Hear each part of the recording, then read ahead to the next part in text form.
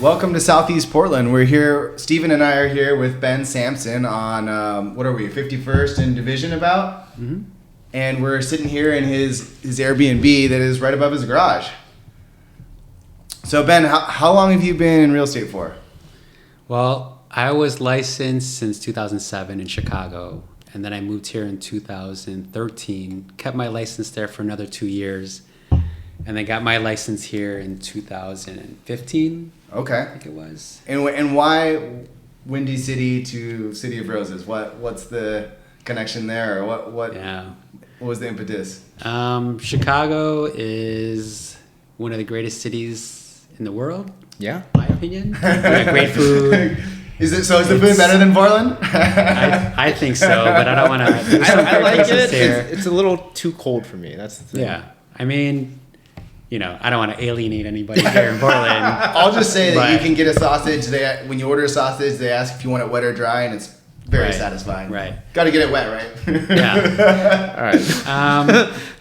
It's just different. And I felt like, if you have kids in Chicago, it's very difficult to find good schools that are not private and that don't require $20,000 a year for preschool. And, we're just like everyone, what most people do is they move to the suburbs. And we just weren't like that. We just didn't want to move to the suburbs and settle into that type of life. And both of us, my wife and I, both are the type that we like being outdoors. I used to mountain bike a lot. I used to rock climb. And we just thought, maybe we should give something else a try that has those options and a city. And that's why we're here. Yeah, I mean, what is it, 20 minutes? There's rock climbing that way. And if you go an hour, you can get to Smith Rock. Yeah, I mean, it's an amazing place here. Well, I had a question. Basically, I forgot. I know we've talked about this before, but, when you came to Portland, where did you start at, and why did you settle on this area in Southeast Division? Yeah. So 2013, I came out here. It's funny because I came out here to find a place in May 2013. I gave myself a week to find housing for the family, and so my wife was sending me places, and I was looking at places, and we looked at a few houses in Southwest, and of course it's beautiful there. There was houses there we lived in the city. And so we had a condo that had city views and very urban. So when I came here and I was looking at houses, that were in the hills by OHSU, it was beautiful. And there's one house in particular that she really wanted us, but she didn't like the fact that we didn't have a job lined up here. We knew that we would get a job here. I actually got a job interview while I was driving here from Chicago that first time. And I told her, I have a job, I can get you a letter, blah, blah. She was nervous. And then when I told her, we're just going to move on to another place. And the reason we moved on is because there was no sidewalks. A lot of those areas don't have sidewalks. And we had little kids at the time. And she said, it's fine. You guys are both nurses. It's fine. OHSU's right there. You can work there, blah, blah. And we ended up my wife sent me a house in Northeast. It was actually at 48th and Siskiyou. Oh, nice. And a great area. Yeah. And she said, this place is supposed to be really nice, and the rent's within our budget. And I remember going there, and I came here, I ran a 5K, I forgot which one it was. Shamrock or something? So I don't know, it was May, so I don't know if it wasn't that late, but it was it might have been the Portland one. Okay, yeah. Mm-hmm. I ran the 5K. I went to Nong's. Oh, Nong's coming. No, I'm sorry. Nong's one of my favorite. I went there before, but I went to Pok Pok at the time. Got the wings, right? I got the wings, some rice, and a beer, and I was like, this place is amazing. I love this place. And then the next day, I went to the house. I went there about 10 minutes early, and there was a line out the door already.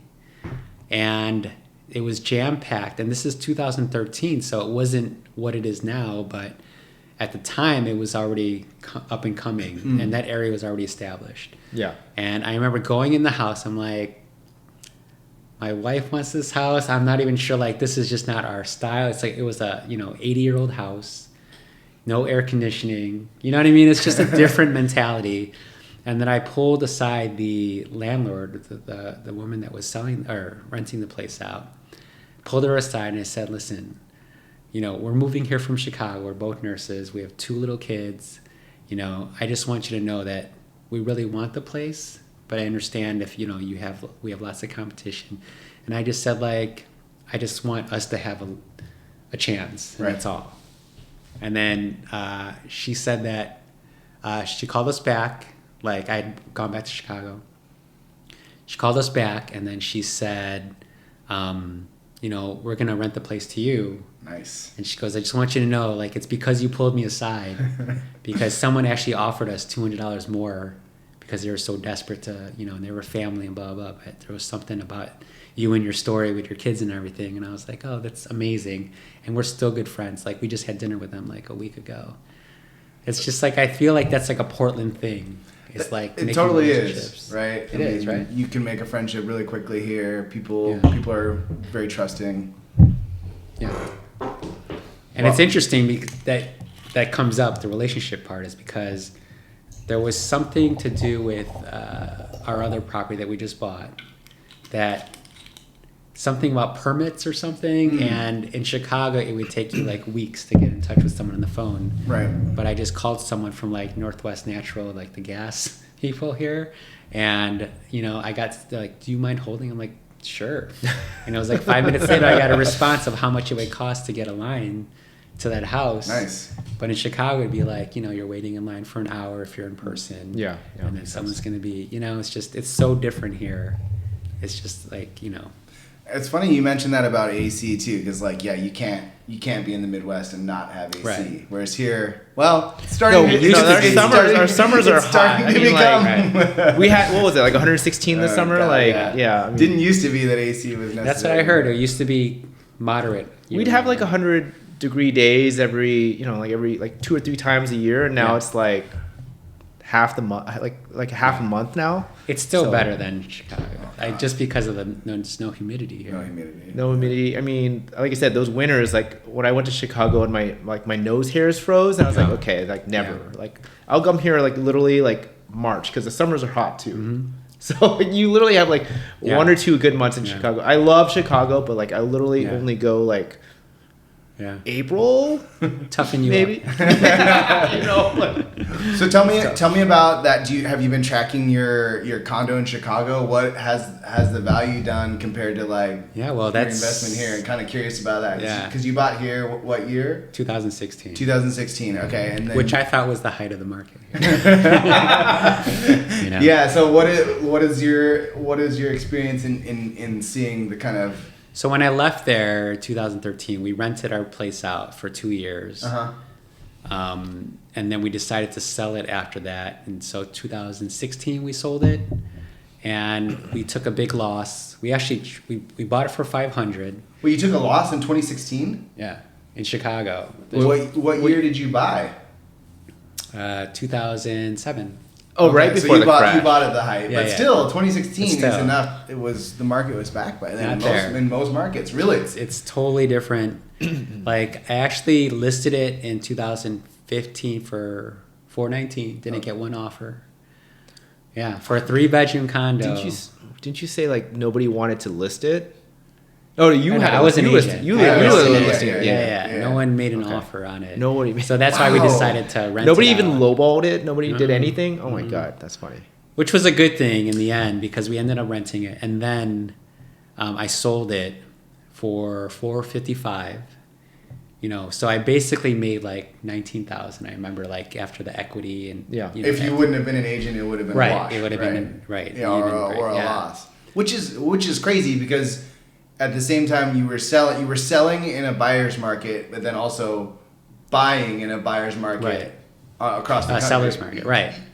And buying in a seller's market. The funny thing is that I just saw, because I follow it still, and it just sold for $545. Okay. And this is how many years later? Like 6 years later. 6 years later. Unacceptable. And they put in.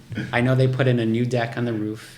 They put an outside kitchen, so he probably spent like $50,000 on everything. So he probably didn't make much either. Okay. But that's the difference in the market there. It's like I can still buy places there I've heard that about Chicago. $250. Like, there's always inventory. Like, Right. there's kind of a net loss of people. Right. You know, that's not. Certain not areas net are good, influx. you know, I mean, what's the reason for that? Is it because it's just such a spread out city? Is that what it is? Or? I think like the supply is there. Yeah. You know what I mean? There's just They have a lot of there's- multifamily, like fourplexes. There's tons of and like duplexes. high rises and Mm-hmm.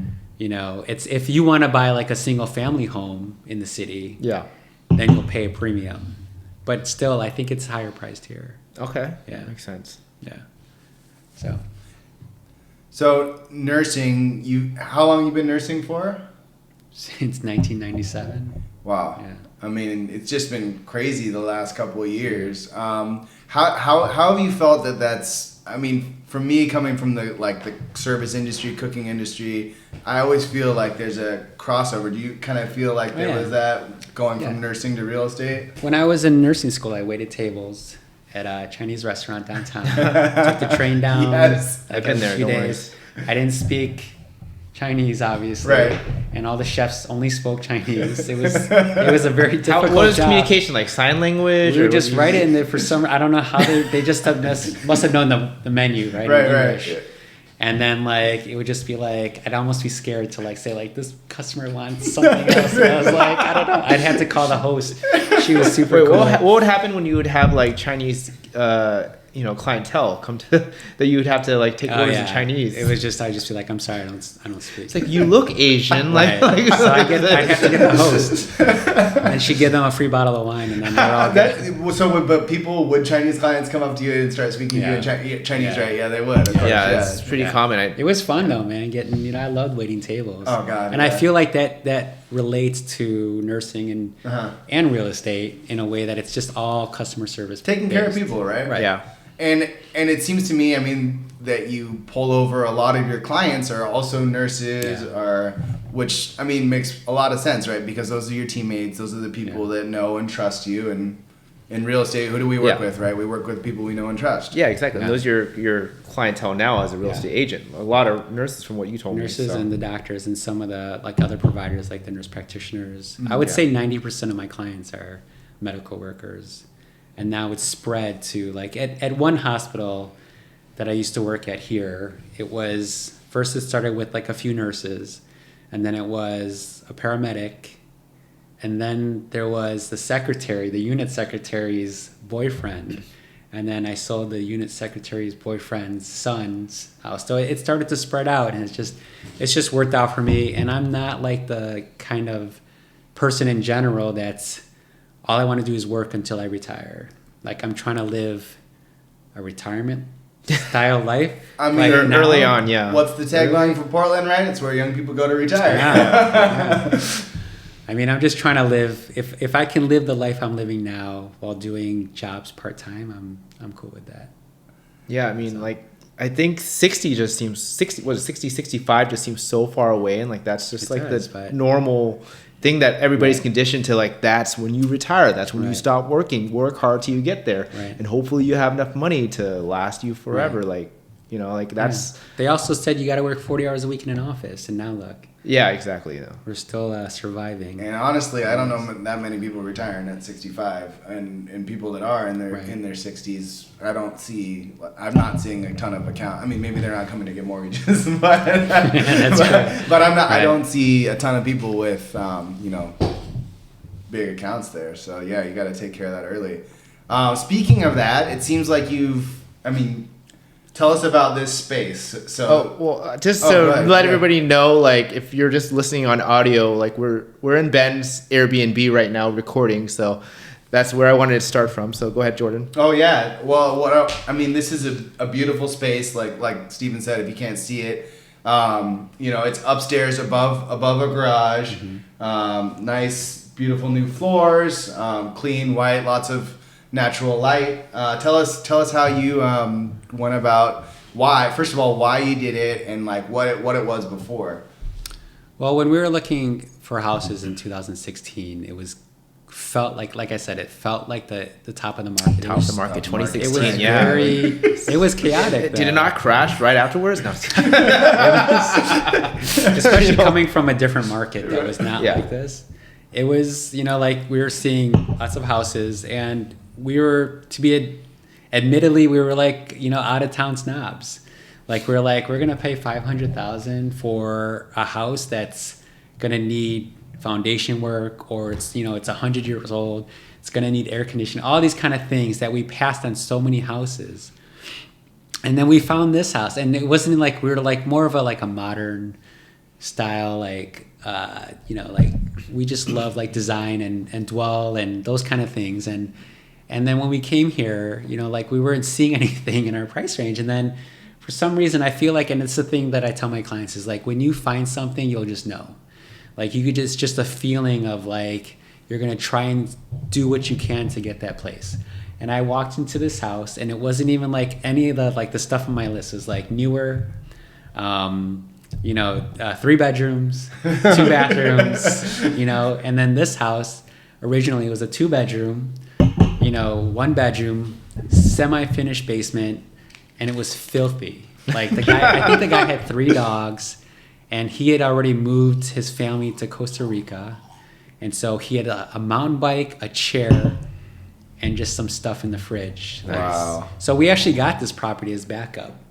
So it was under contract, and we made an offer, and then we became backup. And like a week after it went under contract, the agent called me and said, "Are you guys still interested in this house?" And we're like, "Yeah, sure. I mean, And then she's like, "'Cause things are going south, but I don't know yet if it's going to happen or not." So I was like, "All right." And I remember my wife didn't even see the house.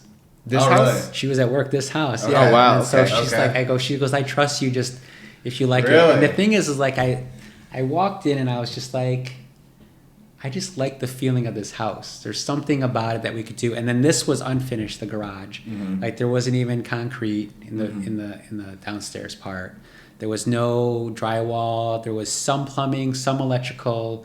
And so some of the more expensive stuff was already done. Right. Like the lumber was super expensive. Yeah. The Not as expensive as now. Not as expensive now, but at the time it's like, yeah. So I was like, she's like, so she came inside. She's like, "Yeah, I like it," and I had pictures of my kids up here like running around in a construction mess. It's, and then we were just like, we can turn this student apartment for like either we can rent it out or we can have family come, even though we only have 2 bedrooms in the house. So away you knew I knew that you were gonna convert this space when you bought the house for a regular rental. Right? And did you have like experience doing that kind of construction, or are you just like, I'm gonna YouTube it and I'm gonna figure Not it construction. out? No. That's amazing. I had managed some properties in Chicago like, for friends and stuff, Uh-huh. and then the one that we owned, I had 3 at one time when I was here, so I would go back and forth and manage those. But I had no idea how to do leases and interview people and stuff, and it was just kind of like I knew that there was some kind of potential in this space, and this is not,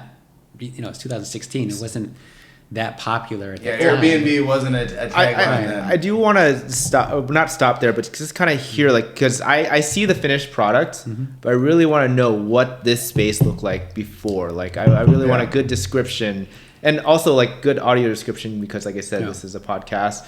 If not, they're not watching the YouTube video. So. There was 2x4s as a railing there, like where that ledge is. Which is where the videos done from, Right. but yeah. And that was like, you can wobble it and stuff. And then this was just OSB as a flooring. What is that? Sorry, what does that mean? It's like plywood, but it's like strand boards. So it's like glued together. Okay, so that's like particle board. The stuff that you find in your attic, the where real if you cheap step stuff. in the wrong spot, you might go through. Mm-hmm. Yeah. I mean, there was a shear walls were exposed. There was a few like red and blue like pipes, like the plumbing. Oh yeah. So everything like was just exposed. here. Yeah. And then, no insulation. Like this wasn't. There was no bathroom here. There was nothing. It was just kind of like plumbing, just in case, and electrical. There was plumbing like ready for that to become a bathroom area. Right, there was access, but so this is basically they were hoping that it would become a living area, but they never did anything with it. In fact, it was from what I heard from the neighbors, it was a grow house. So they had like ultraviolet lights. They had water, so they could right, they could grow. And then they had a extension cord coming from the main house up to here. Oh God! And then there was people living here and living in the basement that the guy was just charging, I guess, whatever. And I guess he had originally built the downstairs to be a motorcycle shop. Uh-huh. So there was like an industrial ventilation system downstairs. Huh. And then from what the builders or what people told me here is that the joints here are actually 2x12, spaced 12 inches apart. So they said that normal I think is 16. Okay. Yeah. The floor joists are 16, but they said I don't know why they would do that and spend that extra money on lumber. But they said you could probably hold like 4 or 5 hot tubs up here. Oh, interesting. That's how I strong. mean, why didn't you do that? I could have a bathhouse, right? Rent the hot tubs by the hour, yeah. Right. That's like a really Portland thing. Just be real weird. Yeah. Start putting weird shit in there everywhere, Yeah. So then we, like it was basically just an open space, and I think it just kind of like triggered my whole like I want it to be, this is where we'll get where our design thing like fed, you know what I mean, as opposed to like everything's 100 years old in the main house, and so we can update this and make it our own, and family and friends can stay here. And we used to have a lot of people come from Chicago visit, and then then we decided to like rent it out to people. So well, can I ask real quick, like what sparked the idea of let's Airbnb it? Like because we originally were going to do long-term rentals, and that's hence why we have certain like we weren't going to have a laundry up here, and then all right, we're not going to have it up here, and then we had this big refrigerator, so we set it up as a long term, and then we actually had some friends of friends stay here for like 1 month or 3 months, and then I had a client who was a nurse I work with, who's one of my best friends now. She wanted me to sell her place, but then she was like, I don't know, what do we do if like we can't find something? I'm like, well, you can just live in our apartment here, and I'll just charge you whatever. That's a great benefit, actually. Yeah. And so they stayed here for like 2 months. And then we'd go in the backyard. It was summer, and like we'd have drinks together. It was a really cool arrangement. And then I was thinking like, well, if someone's here long term, we can't have our family come in the summer months, like, and there's, like, so we just decided let's just see what we could do on Airbnb, and that's how it started. Quick question. With your main house, is that still just 2 bedrooms? Just 2 bedrooms. Like you didn't make any changes there to like add more rooms or anything? Okay. And we added a bathroom down. Well, there was bathroom plumbing downstairs. Like there was a shower kind of, and there was a bathroom, like a toilet, but we finished it basically. Okay. Yeah. So I leveled the floor there, and I did the tile work, and I painted it, and I redid the shower. The shower's still leaking, so but no one ever uses it except for me. Wait, so your kids share a bedroom then? Yeah, they share a bedroom. Oh, nice. Yeah. So our kids. They're like best friends. Our kids will be fine doing that. Is what you're telling me long term. Well, yeah. I mean, how do you feel about that going into like like into their teenage years and as they get older and? Well, we have space to build a bedroom in the basement, so that might be an option. I'm like. My wife is like, he can live up here. I'm like, no way. If I had that kind of freedom up here, I mean, would you really want to all the time? Would you really want to give up that income source for just to have someone? Like, I'd rather spend the money in the basement. Yeah. I think that makes more sense. Yeah. Speaking of income, so I mean, Airbnb, is the rage, right? Everyone's looking at getting vacation rentals and doing Airbnb because you can. The stories all say you can triple the income that you would on a long-term rental. What are you seeing being in this prime area in Southeast Portland and did you say this is close to the maximum square footage that you could have for a detached ADU? It's not close to the maximum. Well, 13. Well, this is the difference between this is not permitted as a separate unit. Okay. Like a detached unit. It's actually permitted as a 3rd bedroom. I see. So the permitting was cheaper and easier to do. Right. Can you explain the permits in Portland specifically? Like I think there's like 2 of them, right? There's like a larger one and a smaller one. Right. There's one that's like if it's less than 2 bedrooms or 3 bedrooms out of your house. I to be honest with you, I can't remember it off the top of my head. Sure. But I know that if we wanted to have this permitted as a separate living unit / ADU, then we would have the option of putting in a stove. Right. And which we don't have. Okay. Yeah.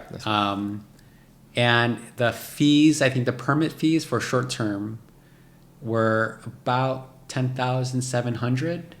But if you're willing to waive that, they're willing to waive that fee if you agree to not rent it short term. If you do a long term rental, for that's 10 right. years. Yeah. Okay, for 10 years, yeah. 30 days. So you could do 30 days or more Okay, minimum is 30 days. Got Right. it. Yeah. So the way that the permit people told me is like, this could be just additional living space. Yeah. Or a third bedroom. So it's right now it's considered part of your main house, Correct. basically. Even though it's detached and it's above the garage. And like Portland it's hard to have an Airbnb in Portland, right? Because it has to be, I mean, I'm not an expert of this, but it has to be in your owner occupied. And so since you live there, Right. you can short term rent this place on the Airbnb. What was it? Owner occupied, you have to live in the house 270 days out of the year or something, Right. like 3/4 of the year. 270 days of the year. Yeah, Basically, Portland, has limited Airbnb, and but if you're owner But occupied, it could also be a tenant, so I can rent Right, out that that's house true. as long as that tenant agrees or is aware that this will be short term. they're the manager of the Airbnb. Is that how it works? Well, they're like it's almost like a co-manager, so they Okay. don't have to do anything in terms of upkeep or scheduling or anything. They just have to be aware that that's they just have to agree to it in that lease, basically. right. I guess so. Yeah. Yeah. So like it's basically if you can figure out the system and you have the stomach for it, then Right. then I mean because there's low supply, right? Right. Of Airbnbs in Portland because of that. So Right. if you can stomach it, then there's a great opportunity for Right. you. Which and so yeah, kind of going back to where we were looking at. Is this? I mean, penciling wise, you've invested a decent amount, but what are you seeing in return for it? Are you having it regularly rented out? Is it a lot of work? It's obviously very advantageous to us, like financially. Like we had a lot of the bones that were built, the expensive stuff was already here, the structure, the framing. But it's not like this is 2018 we finished this, I think it was, or 2019. That we finished it completely, and it was $85,000 at that time, and it's not that was a small amount, but I just felt like you could see, like, is that going to raise the value of our home? Yeah. Just adding a third bedroom, just Right. without the Airbnb. Yes, a third bedroom would add in this neighborhood 50 at least at that Sure, time, right? easily, Wow. yeah. Yeah. I So mean, then third bed my plus the cost got bathroom, smaller. yeah. Right. Now so technically legally on Portland maps, it's 3-bedroom, 3-bathroom house Right, in yeah. Richmond or this area. So Yeah, and the difference between someone looking for a 2-bedroom versus 3-bedroom Right, is huge. Is huge. Right. And I mean, you could easily sell it as like this is income potential. That adds Right. a lot more value to the home in Right. general. So right. So or as an in-law, right? Like, yeah, you can have your parents definitely. live People, here. everybody's looking Yeah. for that. Right. So So it kind of was a no-brainer, It was just like if you want to know the numbers, I mean, we put 85,000 into this, and that's not counting, our own, Well, sweat equity. Yeah, that you we put in a lot in. of manual labor I mean, yourself, I too. did- you did this beam, didn't you? We did. Oh, yeah. We did the support, the main yeah, support post. if you're watching, like Yeah. there's a beam going through the middle, and when I first met Ben and we talked about his Airbnb, he told us about.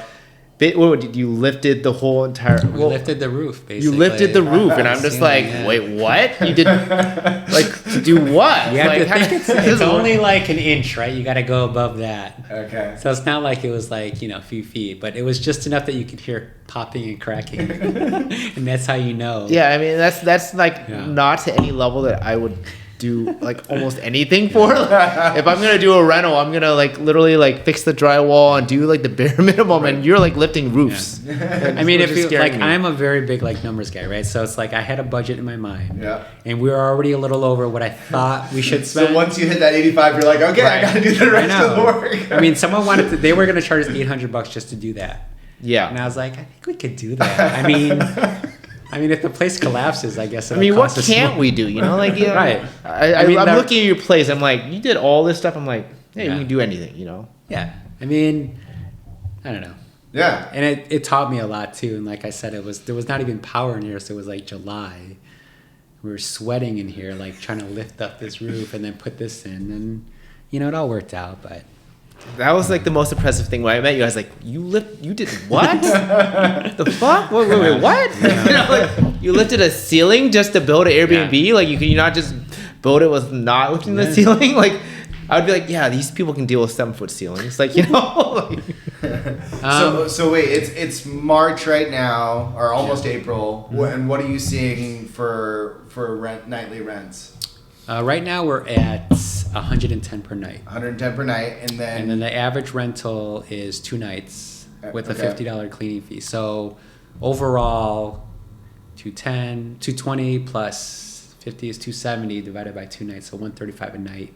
Okay. And then minus the 3, it comes out to like 212 or something like that. I want to ask about seasonality. Like, obviously, you change prices. Like, that's just now. What is today? March 30th? Mm-hmm. So, like, those are your prices now. Like, how about, like, is there, like, a top peak for Portland in terms of when you get the best pricing? Well, it's definitely June, July, and August, September. Yeah. Have always been, like, the most demand from what we see. Yeah. But, you know, to be honest, we started in 2019, I think it was at $65 a night, and we were always booked, of course. Of course, and then like every like you had the best deal. $65 a night, you know, I know. In Southeast Portland. And you could tell there was a change in, I guess, like the amount of cleaning and damage control I had to do. Yeah. You know, and then I mean that's like the cost of a long-term. Yeah. lease. Yeah. Exactly. Right. That's true. And then and at the time, I think the rent I felt like I could have got here for $1,200. So now I feel like for this type of place, I can give it, you know, 14, 15 maybe for long term. Okay. But I don't have a stove, so it's kind of hard. Yeah, that's true. Like, you know, for No long term stove, yeah. living. And now we're getting, you know, on average, the 110 a night I said, and that's, you know, slowly raising it up. I feel like $85 a night was our low now, and for all the nights that we put on, let's say we put 30 nights on available, we'll book at least 80% of those nights. 80%. You're like even in the winter. The weekdays, everything. Well, now at this time. Oh, this time. Oh, yeah. In the summer will be higher. Yeah. And then as winter comes along, like November. Yeah. You know, it's so different though in the past few years is because of COVID that Right. people stopped trying. And I feel like a lot of our bookings are last minute now. Like in the next, like it looks like the lead time in this area is like 24 days, I think it is. Okay. So like I don't change my prices until it's like a week before or a few days before to see if we can get someone last minute. But we're fine not, you know, if it's not booked, it's not booked. It's not our main source of income, you know, luckily for us. But right now we're booked all through the beginning of May.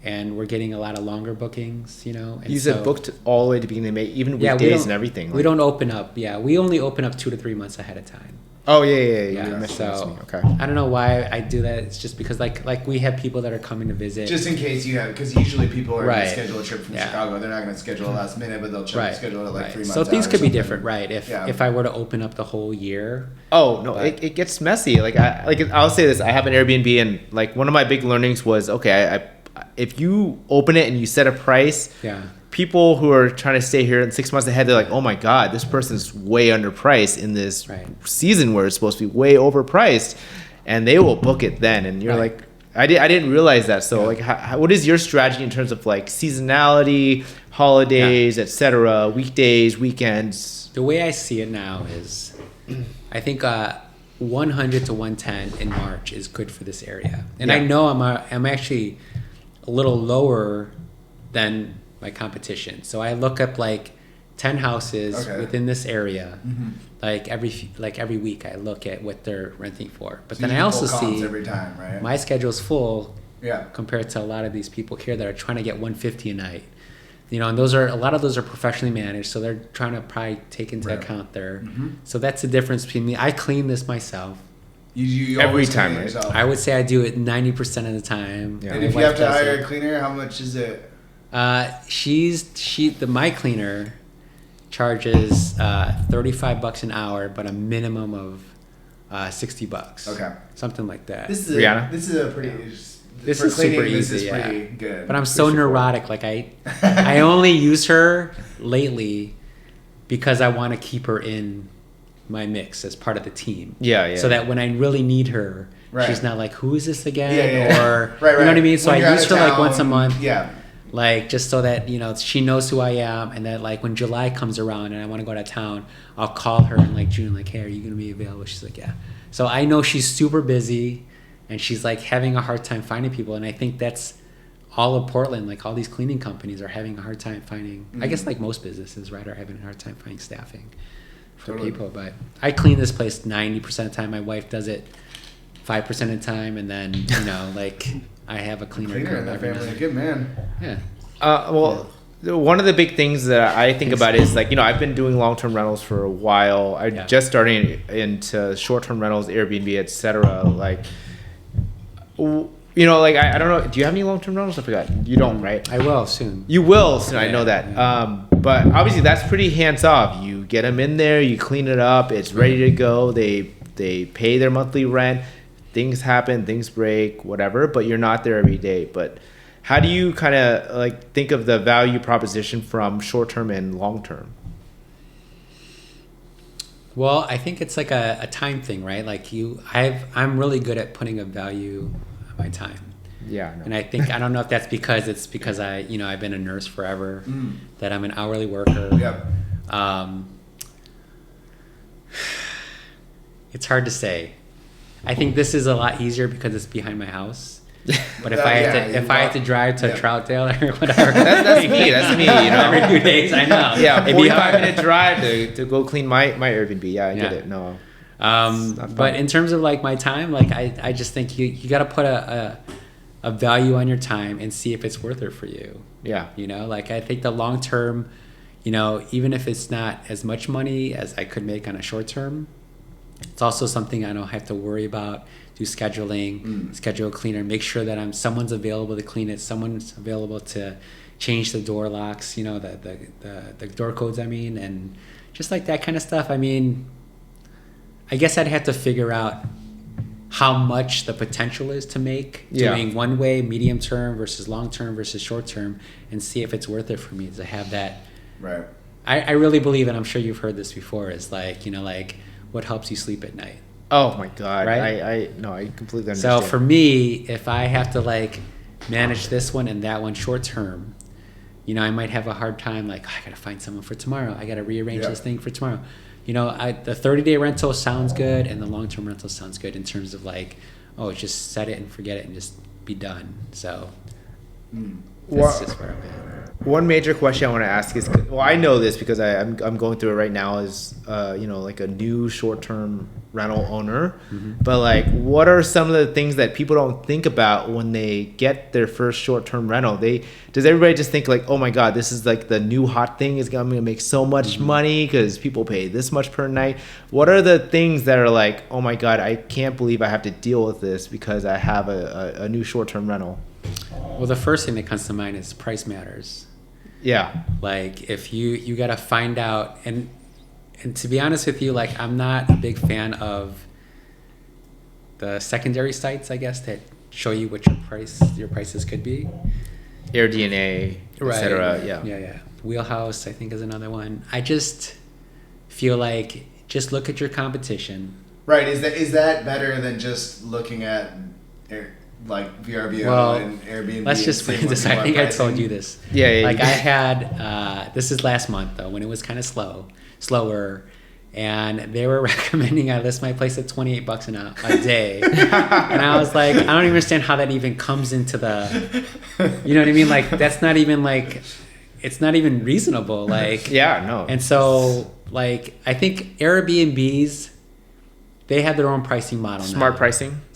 Yeah. And I always go above that. Right. But they're closer than some of the other, Those algorithms are they're new, right? Right. They just don't have a big. It doesn't make sense to me. Anyway, it's just, I forgot what you asked me originally. No. Basically, like for people who are like, they thinking like, Turo's great and Airbnb is great. I'm just gonna go do it. I'm just gonna rent out a bedroom in my house. Clientele, the type of clientele you get matters when it comes to the price that you charge. Yeah, if you rent it for 10 nights, how many of those 10 clients are gonna be like gonna make a big mess or be a problem? Right. I mean, obviously you can't predict that. And I've had there's lots of rumors out there like don't rent to people that have no history or no reviews. Okay. I don't follow that. Right. People that are new to Airbnb is another one that comes up.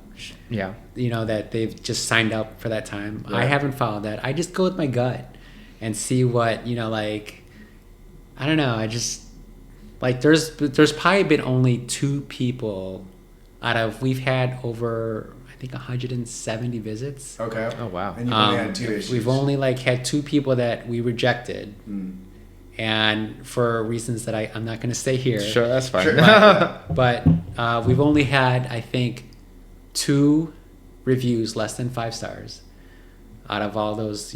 With 156 have reviewed out of that 170. Wow, that's a really high review rate. Well, I think that's another tip that I feel like is that you ask for a review. Yeah. And you make it known that before, Huge review rate. Yeah. even before you stay with us, like we want to know what's wrong with the place. Yeah. Like I'm priding myself on the cleanliness of our place and the amenities and location of the place. Like I feel like if there's something that you feel is not, matching up with my description, I want to know so I can fix it before you leave. Is my thing. And then when they do leave, I ask for, we're hoping that you give us a great review. We're hoping it's a 5-star review, and if not, please let us know why. Yeah, that's a good point. Like I said, like out of I think there's 157 reviews right now. Like we've only had 2 that were not, and ironically, like their comments are like, "This is one of the best places I ever stayed in," and they'll leave like 4 stars for something, and it's like that doesn't make sense. Some people are just tougher judges. Like, oh my god, this Uber driver. In their mind, the 4 is like as good as it gets. Right. My house is like 10. Like for Uber drivers, like, oh, my house was 10 feet ahead, and they dropped me 10 foot behind. So 4 stars. It's very objective. Yeah. So and we're fine with that. Yeah. So. Well, that's the first thing I noticed walking in here is that there was just a really great attention to detail. Everything's like labeled. Everything's like. Right. I know. I thought that might be weird at first, but then I feel like it helps because like even like that laundry takes a long time. I've seen that. Well, explain it. The laundry says may take more than an hour. Right. And I think that's like kind of a funny thing to remind people. But like the thing that I've noticed about Airbnb is when people go on vacation, they lose all sense of what, like they basically are on vacation mode, and they do basically insane things that are not very normal to their life. They want to go to excess on everything, so they don't think on a basically a rational basis. So do you have any examples of that? Obviously the dryer being like, wow, all my clothes that I wore and jumped in the pool and did all this stuff are not dry within the hour. What's going on? That's another thing is like you learn as you go, right? So I know how long that thing takes. I'm like, it takes much longer than my one inside the house, right? So then I know, like if I were here and I was like, oh, I got a couple hours before we gotta leave, I'm gonna throw some laundry in, and then we're gonna get something to eat, and I'll come back and we'll pack and we're gone. Right. Like if that thing's an hour and a half going and you're like, oh my God, I gotta leave now, we gotta check out. That's why I put that there. So that you know to do it early. I'm assuming you've had that situation where people are like, I have to check out late because our clothes are still wet. Yeah. I just had someone just say like, everything's so wet still. I'm like, did you let it finish? Because it's like, did you not read the label that I put on this? Like, no, it was like 30 minutes, and it's like, it's not draining. She's like, no big deal. But I just wanted you to know, I think it's broken. I'm like, yeah, we'll get it checked out. How did you put that on because of the last guest? No, I put that on because I would want to know how long the laundry takes. Right. Compared to my home one. My home one takes like 30 minutes. 30 minutes. Yeah. And so like if I were staying here, I would want to know that. And then I put that one over there. Oops, sorry. What does that one say? I put that one on the sink. It says dish rack. Like you wouldn't think like, why do you need to put that label there? But then I would come up here several times and people would have wet dishes all over my countertop, my wood countertop. Oh gosh. With just a towel that's soaking wet. And so like now that I put that there, I haven't had it happen one time. It's funny because like I actually I visited a friend's Airbnb on the coast.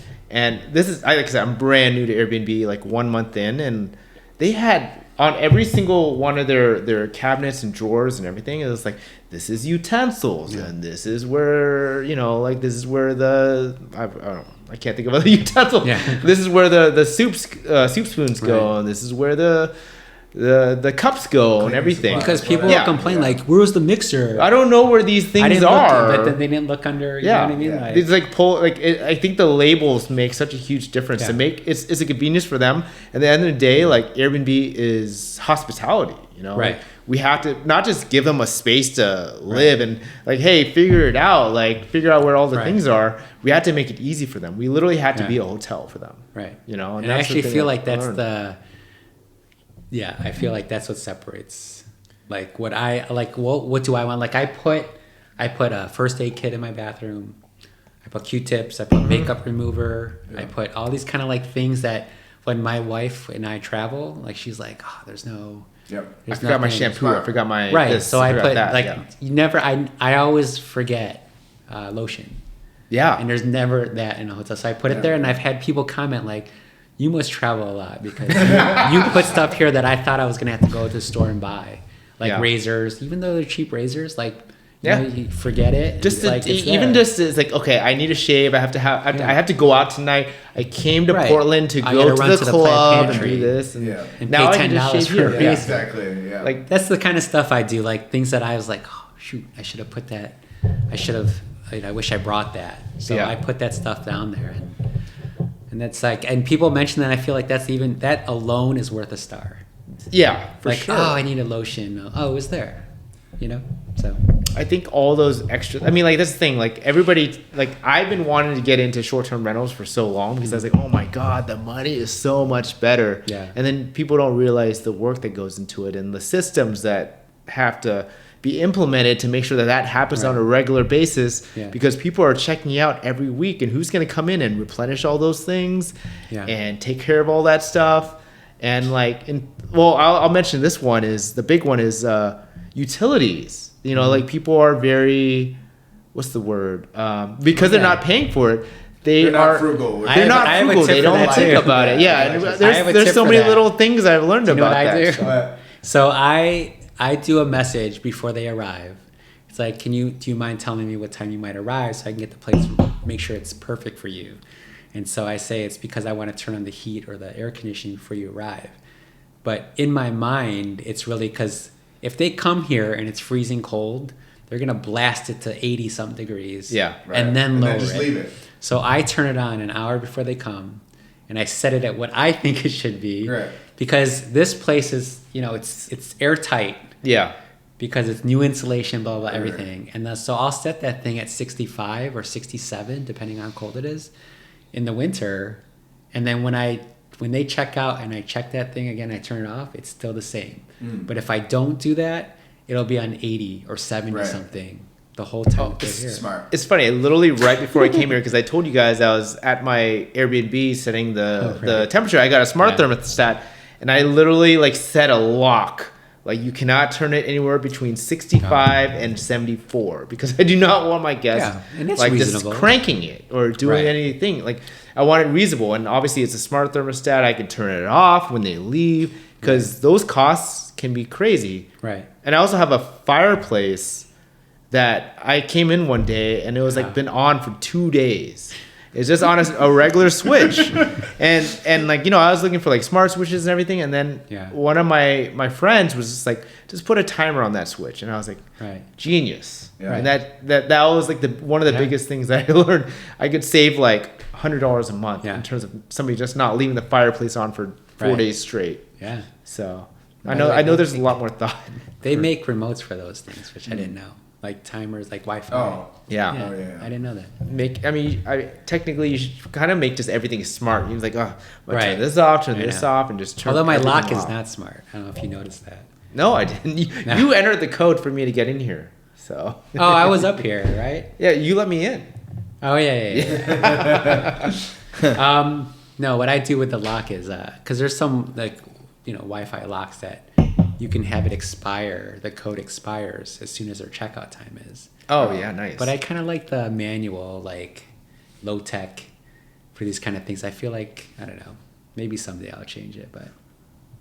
I mean, sometimes there's things where it's like every once in a while you leave something in the house. Like I did that. We did that with Airbnb recently, and we couldn't get back in like an hour later. You know, and then we had to like call them and. I have another tip I just thought of. So I have a set of keys in a manual lockbox somewhere in this area.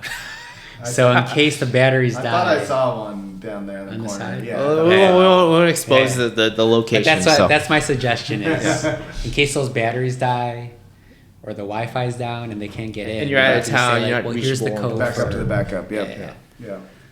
But no, you can tell there's a lot of respect, and I think when people see that, they're immediately like, okay, this person respects their stuff, so I'm gonna respect their stuff too. Yeah, I appreciate And it. like you mentioned, like there's like when you were a low price point, you had a lot more issues, and you were at a higher price point, it was actually a lot cleaner and a lot of better. Do you want to explain your rationale behind that a little bit? Well, obviously, like we wanted to, if you're booking at $65 a night, like within minutes, then you got to raise your prices and see what happens and let the market determine, right? So as we got higher, like I would spend, as we were at the lower ranges, I remember like spending like 2.5 hours cleaning. I was like, man, this is really dirty, or like there's crumbs everywhere and there's just like stuff like, whatever. And then the higher the price that we went, the less time I spent up here. And obviously like I became more efficient and I knew what my routine was going to be. But yeah, I mean, once like, feel free to do your own experiments, but if you want to drop your price, and just to get bookings, like it's going to show and you'll see right away.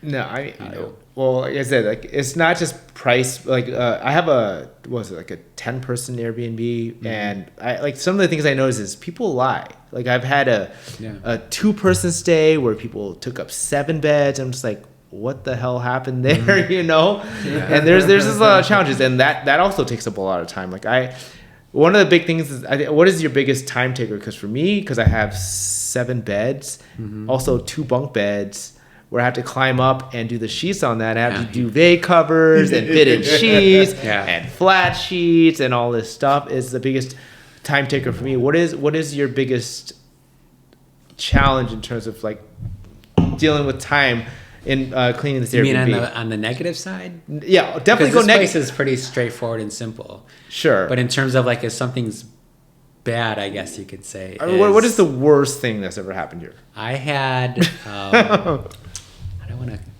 call out. You don't have to call out names. Just say what is the general area. I could tell that they cooked in here. Okay. And then they didn't bother to clean anything. Okay. And there was. Cooked with that toaster oven, yeah. They used we have hot plates here. Oh, you have a hot plate, yeah. And then I could tell that they had it set up like a hot pot here. Okay. Oh, nice. So then Asians, I could tell. See, I don't want to call out. But there was like a certain type of fermented cabbage. Oh, nice. Smell. Delicious. Yeah. And like overflowing of like hot sauce and you know what I'm talking about. Fermented peppers and just like dripping off the table. Fun. Dripping down my cabinets. They cooked over there in your kitchenette. I think they did, and then they kept it here to keep it warm. Right. While they ate here, right. And then just left it like that. So I had like multiple dishes, stains everywhere. There was stuff on the floors, and it was just stuff like that. I mean, it's not like a huge deal, but it was just like I didn't know that I would never leave someone's house like that. So like, I don't necessarily feel like you don't need to wash the dishes, but you clear the table and put it over there. And not leave there was puddles of water everywhere there. There was sauce all over the cabinets. It was just terrible. So you have all 5-star reviews other than 2. How many? That was basically how many non 5-star reviews have you left for your clientele? Oh yeah. I would say you give the clients every time. Yeah. I would say 10%. Maybe less.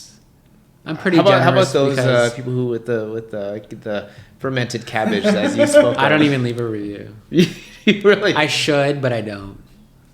You didn't want to lay the hammer because you didn't want to get karma. I get it. I just feel is like karma when they. But that was I was semi-new too. Yeah. But now I'll leave You know what? One of my more common reviews of people that, and the thing is I don't expect everyone to leave it pristine. I don't expect everyone. I even tell people the night before checkout, you can leave everything, leave the sheets, leave the dishes. We'll take care of it all. Leave the garbage, whatever you want. The thing that matters to me is I like to say, you know, like in my mind, I think like I can't expect everyone to have the same mentality as me as taking care of this place. Of course, yeah. So I kind of like, like I said, I've had 150 something reviews that are all stellar. And so like when I leave, if someone has to like really bad for me to leave a bad review, and the review that I leave, and I think it fits within Airbnb's terms, is that you say something about how long it took you to clean the place. Like I say, the last one I had was a not bad one, but I was like, you know, unfortunately, like, you know, like you were respectful and you were in our common spaces, that kind of thing. But unfortunately, like it took me twice the amount of cleaning time that it normally takes me for all the other guests that I've had. And so that's not saying something bad necessarily about them. But I feel like for the next person, it says by like, the numbers, right. If you're a host and you see that, my cleaning lady charged me twice the amount. Right, or something like twice that. my time. Yeah, exactly. Yep. You know that, right? Like, Yeah, no, I'm definitely personal. aware. Right. Yeah. Well, yeah, because Let's get booted. I know because I'm my own cleaner. You know, sometimes. Yeah. And I've dealt with a lot of that, so. I mean, that might be a good business. It is a good cleaner, business. right? Let's say that it's there's a lot to deal with, especially with, you know, like houses outside of Portland. Like I think like I said, in Portland, obviously, like we have a lot of restrictions that limit the space that you can do it. So it might be a little bit easier. Yeah. And outside of the city of Portland, like you can do whole houses, a lot of different situations that add a lot more challenges when you have 4 bedrooms or 2 bunk beds or, you know, a lot of situations that might be that, you know, like that people might not think about. So, you know, and also I'll mention this, like obviously, you know, a lot of cleaners in Portland are used to ADUs, basements, spare bedrooms, etc. And maybe outside of Portland where there are no restrictions, people may say like, you know, like, okay, like I don't want to climb on top of a bunk bed and do 4 bedrooms, you know, 4 beds and clean all that stuff. So, Right. you know, there's a lot of different challenges, a lot of different things to think about. I think that's the beauty of it, though, here is that you can have a bedroom in someone's house. You can have like a 200 square foot side room with someone's garage. Right. Yeah. You can have a 10 bedroom house. And I mean, yeah, that speaks to like house hacking. Like, yeah, you can just rent out a room to someone, but hey, why not just, if you're okay with it. And I think with Airbnb in Portland, like people are totally fine with like, hey, yeah, share my kitchen and just, yeah, I might be there and whatever. Just like, hey, we're friendly, let's talk. Right. It is a good opportunity to make more money than just having like a permanent long-term rental guest. Right. So, but that's, I mean, that's the conundrum of Portland, though, is that there's a shortage of long-term housing. Yeah. It's and tough. So that's why they're trying to balance it that way. But I feel like, you know, if you have a space like this where it's like actually separated and you don't have to, not that you don't have to interact, but like it is really separated and like I don't know how much you interact with your guests other than like sending I've them a rarely message. spoken. We just never see them. Right? Yeah. Just because of the layout is the entrance is on that side. It's on the other side. But yeah, if it's this separated or ADU or even just like a separate entrance space in your home, I mean, you can make a significant more amount if you're willing to put in the work or set up the systems to get that ready and going. So makes sense. Yeah. I mean, we've had dinner with people, like we had people here for Thanksgiving. Right. You know, and then they didn't have they wanted to know if they can cook their tofurkey in our oven. Is it always tofurkey because it's Portland? Yeah. We're like, sure. So nobody wants to cook a regular turkey here. Have you guys tried that? I've never tried No. that. I haven't. Oh, I've had like... They're vegans, though. You're basically vegan, right? Basically, but like... I mean, like, I'm not going to cook a whole tofurkey to... Like, in an Airbnb, so... You know what I mean? Like, they can just go buy... I don't know. They can just go buy their own stuff, so... It's fine. So going back to the numbers, because I'm a numbers guy, tell me about... I mean, you gave us an idea of what you're making. Does that like offset your mortgage? I would say. Does it pay off? Has it paid off that $85,000 investment, or where are we at with that? We've paid off the investment like within 2 years. Wow. And then. Well, first, I don't know if you want to get into this detail, That's but cash on cash. What is that? What is the investment? Just to be clear for everybody. So I spent $85 on this place. Plus your labor, but anyway, so yeah. Right, plus my labor, but just on cash, like $85,000, and then we took a loan for 50 of that, from a family member. Mm-hmm. The other part was cash and credit cards. Right. And then we paid that off, and then, we were just fortunate enough to we used part of the revenue from this, and then also part of my, our W-2 income, and then part of our, we're just we just wanted to pay it off as soon as possible. Mm-hmm. But, we're right now, last year, I say for 2021, we were at 20,000 in revenue. The year before we were 18. Wow. And this is taking into account that, there's several months that we don't put it on the market. Right.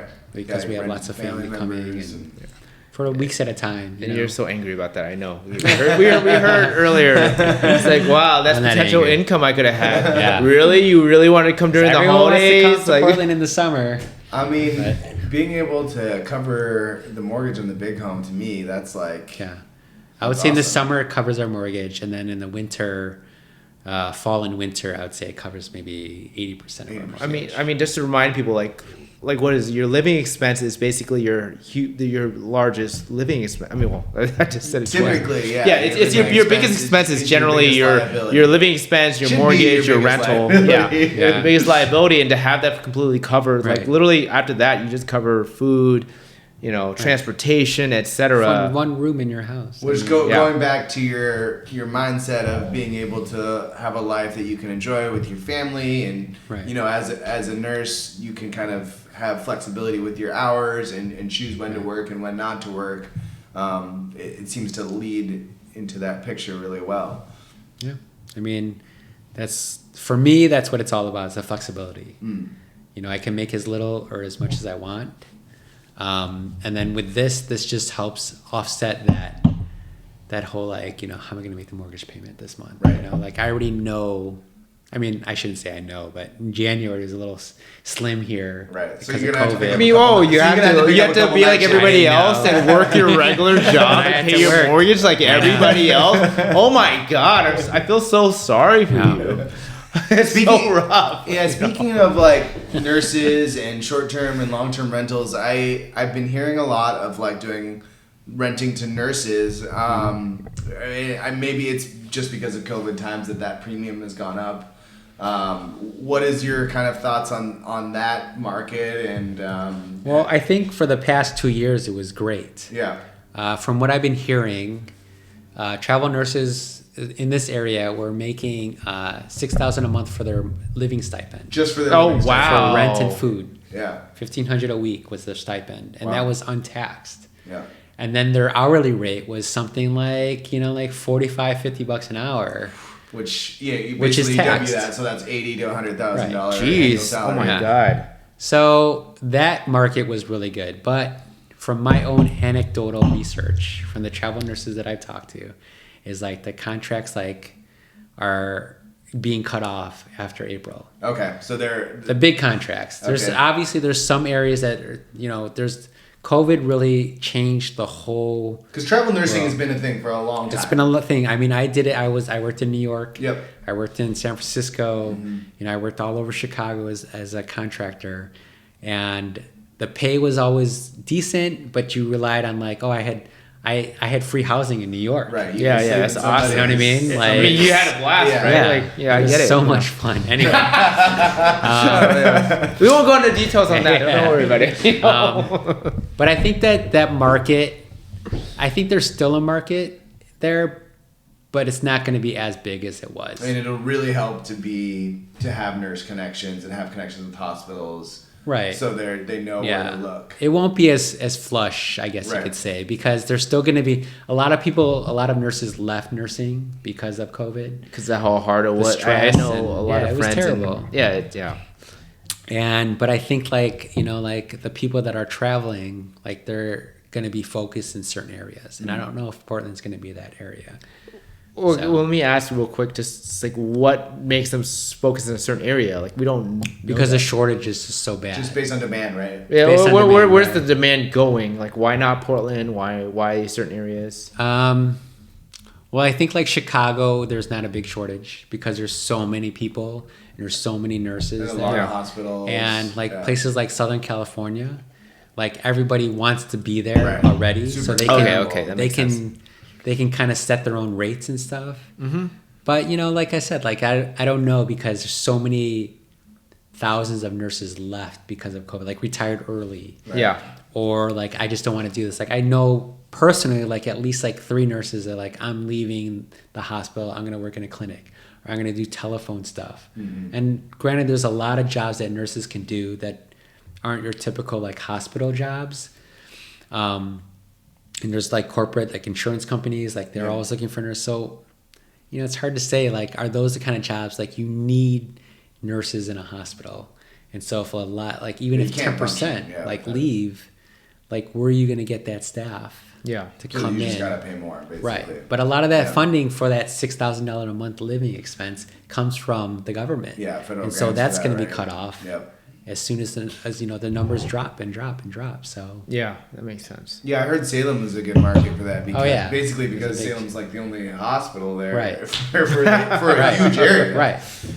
And when people from outside of Oregon say like, I want to go to Portland, I want to go to Bend, Right. they don't think of Salem as Yeah. like, oh, I'm going to go there. So it's like actually harder to recruit nurses there. Yeah, I bet.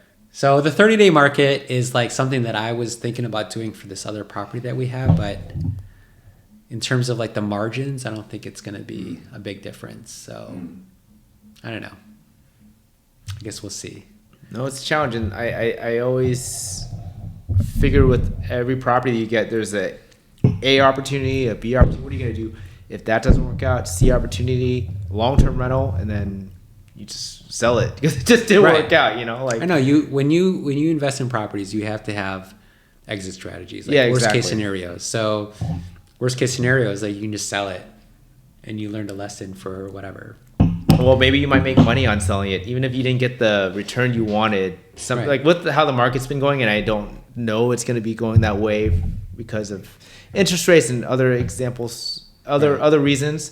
But like, you know, if you have an exit and you lost a little money, at least you learned something. Right. That's how I see it. Yeah.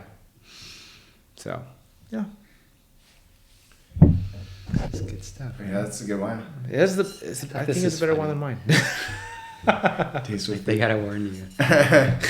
Well, thank you so much for having us out here, Ben. Beautiful anytime. space. I feel like I learned a lot just talking to you a little bit here. I'll give you a little discount for the rate. Yeah. What would you say? 65 bucks? That's what I heard. Yeah, I heard 27. Really good rates on Airbnb. Like, I really want to. I want that. Like, Yeah.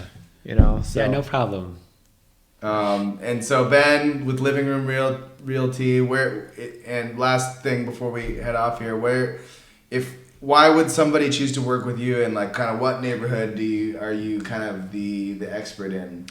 Well, obviously, like I feel like I know this area where I live is Southeast Portland, which is considered like Richmond, Tabor, Montevilla. My favorite spot, Tabor. Yeah. Yeah, me too. And even Foster Powell, like Woodstock, like it's just, I love this area, but I used to live in Northeast, like Alameda. I love it. Yeah.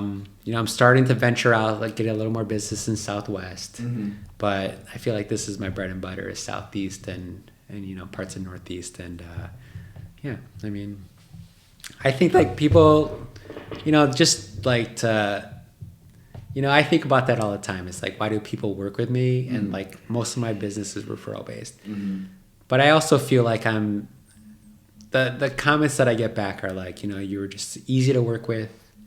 You know, there was no like extra stress, and there's obviously like a lot of times where I've been stressed, and I feel like I don't share that with the client. You know, I just try to get things done, and I don't know, I just feel like, you know, like I work for you, and I don't see it as like you need to do what I say, or you know, like I'm just here to guide you through the process, and especially in this difficult market, you know, it can be challenging, but it's not impossible. As you know, like I just had a client close today, you know, while you guys were here, and yeah, that's right. it Congratulations, all worked out. Yeah. And it was just right down the street too, right? Yeah. I mean, you're like, oh, I gotta go drop off keys, and then you came back in 10 minutes. Yeah, I know, it was really quickly. Last question is, if our viewers here wanted to get a hold of you, what is the best way in terms of social media or any other contact? How could they get a hold of you if they wanted to ask more questions? Snapchat, right? Yeah. OnlyFans. Yeah, like I got the camera pointing at your feet so we could get some good income from this, I guess the Instagram is probably the best way if you don't know. What is that? Yeah. It's Benedict.Samson at Instagram. I don't even know. It's like Benedict.Samson in Portland will definitely bring me up. You can Google me at Benedict.Samson. We'll tag you. Yeah. Benedict Samson at Living Room Realty, yeah. Yeah. And that's all I could say. I'm not big on Twitter or anything like that. So. You're Southeast expert, nurse expert, and Airbnb expert. Yeah. Oh, thanks. Soon to be long term. Maybe. It's good. It's good. We're all exploring new things, so I appreciate it. So, no, thanks for coming on, and appreciate it. So we're having a lot of fun. So, yeah. It's a wrap. Yep. Guys, that was cool. Man. Oh, that was great.